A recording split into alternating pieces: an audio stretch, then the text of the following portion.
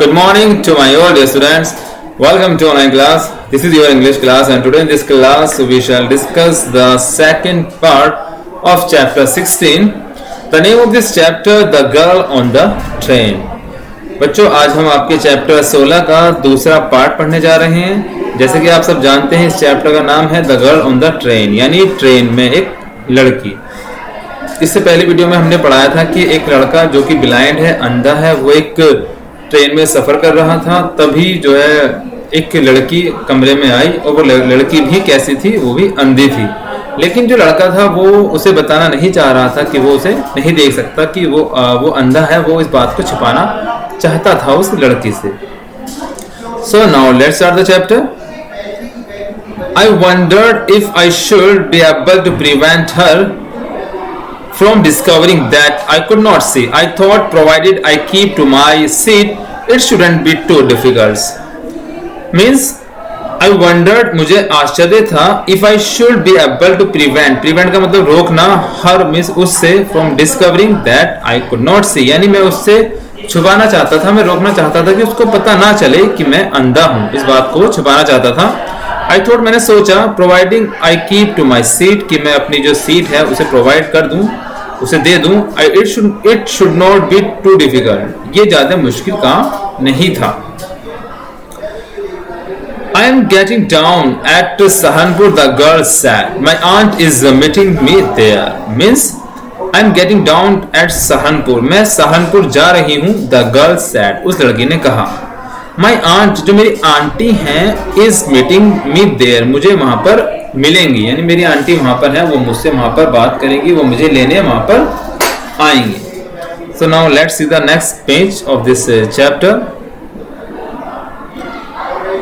Where are you going? To Dehradun and then to Mussoorie, I replied. यानी उसके बाद उस लड़की ने मुझसे पूछा कि आप कहाँ जा रहे हो? तो I replied, मैंने कहा, to देहरादून, कि मैं देहरादून जा रहा हूँ, and then मसूरी, और देहरादून होते हुए मैं मसूरी जाऊंगा। Oh lucky you! I wish I were going to Mussoorie. I love the mountains, especially in October. Means उस लड़की ने कहा, oh lucky you, कि तुम कितने सौभाग्यशाली हो। I wish माने मेरी भी इच्छा है, I were going to Mussoorie, कि मैं भी मसूरी जाऊं।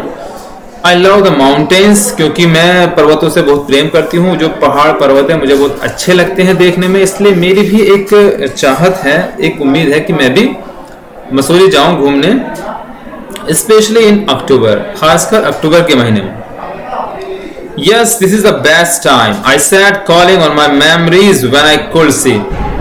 The hills are covered with wild dahlias. The sun is delicious, and at night you can sit in front of a long fire and drink a little brandy. Most of the tourists have gone, and the roads are quiet and almost deserted. Means yes, हाँ, this is the best time. ये सबसे अच्छा समय है अक्टूबर का वहाँ जाने का। I said, मैंने कहा, Calling on my memories, मैंने अपनी जो थी यादें थी उन्हें ताज़ा की, अपनी यादें उन्हें बताई। When I could see, जब मैं देख सकता था। The hills are covered, जो पहाड़ियाँ थी वो covered थी with the dahlias, यानी dahlias के कुछ फूल होते हैं, जंगली फूल होते हैं, उनसे पहाड़ ढके हुए थे। The sun is delicious, जो सूरज था वो बड़ा ही delicious, यानी अच्छा लग रहा था। At night, और रात के समय, you can sit in front of long fire, और रात के समय तुम आग के सामने बैठ सकते हो।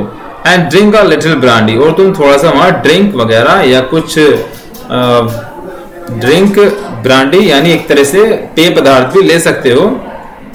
Most of the tourist had gone, बहुत से जो टूरिस्ट हैं, जो घूमने वाले व्यक्ति हैं, वो वहां पर आते हैं।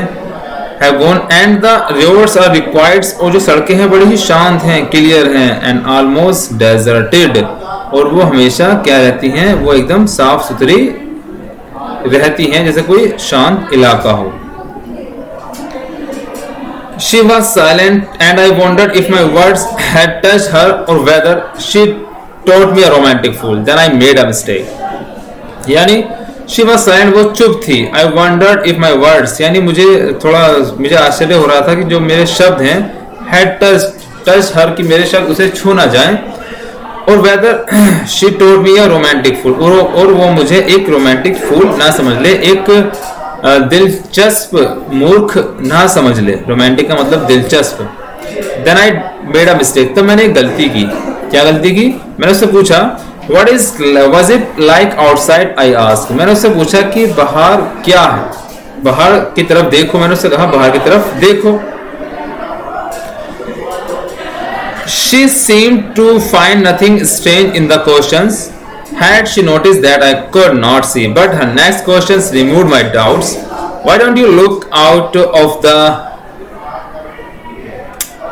the window? She asked quite naturally. Means जब मैंने उससे पूछा कि आप बाहर की तरफ देखो, she seemed to find nothing strange in question, तो उसे मेरा क्वेश्चन अजीब नहीं लगा। Had she noticed that I could not see? क्या इसे पता चल गया होगा कि मैं देख नहीं सकता? यानी उस लड़के ने सोचा कि शायद हो सकता है इसे पता चल गया कि मैं नहीं देख सकता। बट मैंने किंतु हर नेक्स्ट क्वेश्चन, लेकिन जो उसका अगला सवाल था, रिमूव माई डाउट, उसने मेरे शक को दूर कर दिया। उसने कहा why don't you look out of the window, कि आप खिड़की से बाहर क्यों नहीं देखते? मुझसे क्यों कह रहे हो आप देखो? शी आस्क्ड क्वाइट नेचुरली, उसने ऐसी स्वाभाविक रूप से पूछ लिया। तो मुझे लगा कि अभी से पता नहीं चला कि मैं अंधा हूं। I moved easily along the berth and fell for the window ledge. The window was open and I faced it, making a pretense of studying the landscape. Means I moved easily along the berth, मैं अपनी birth से यानी अपनी seat से उठा and fell for the window, और window की तरफ गया, जो खिड़की थी उसकी तरफ गया। द विंडो वॉज ओपन, खिड़की खुली हुई थी। एंड आई फेस इट, मैंने उस खिड़की की तरफ क्या किया? मैंने उस खिड़की की तरफ इशारा किया, मैं उस खिड़की की तरफ गया। मैंने ऐसा प्रिटेंस, बहाना बनाया कि मैं उसकी तरफ देख रहा हूं, जबकि मैं अंधा था, लेकिन मुझे पता नहीं चला कि मैं वहां कैसे मैं रिएक्ट करूं, कैसे मैं उसे बताऊं। आई फेल मेकिंग अ प्रिटेंस का मतलब होता है मैंने क्या करा? बहाना बनाया कि मैं कुछ वहां पर महसूस कर रहा हूं।